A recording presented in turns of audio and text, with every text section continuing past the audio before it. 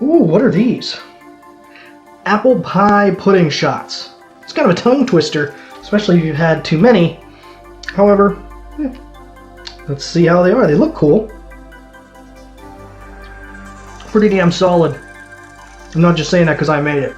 So you're probably wondering how I made these. Well, let's check it out. The first thing you want to do is start off with 1/3 of an apple whiskey. Follow that up with 1/3 of sour apple pucker. And I'll tell you now, try it once, see what you think. You might want more of one or the other depending on your taste. I split the difference. The next step is 2 ounces or a 1/4 cup of cinnamon schnapps.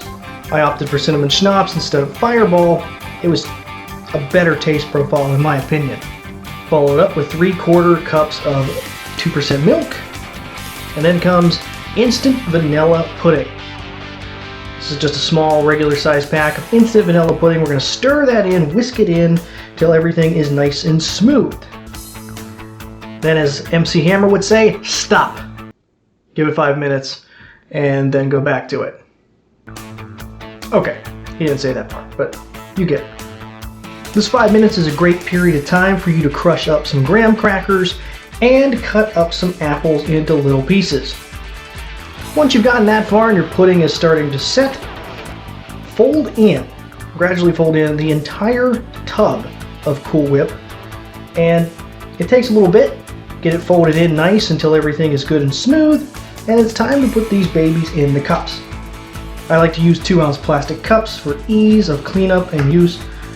Normally I'll scoop one little bit in the bottom, add a little bit of crushed up graham cracker, maybe a couple apple pieces,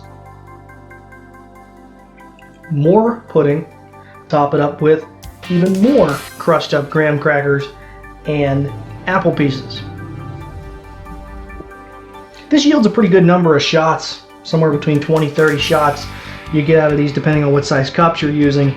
Like I said, they're pretty solid, although if you prefer a sweeter, you might decide less whiskey. If you don't want it as strong, just experiment with it.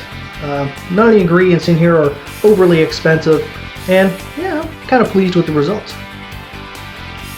Before I go, don't forget, hit subscribe down below if you want to see more like this. Also, check out my Jello shot playlist down below. I've made a fair amount of Jello shots on this channel so far. Until next time, thanks for watching. Remember, if this idiot can do it, so can you.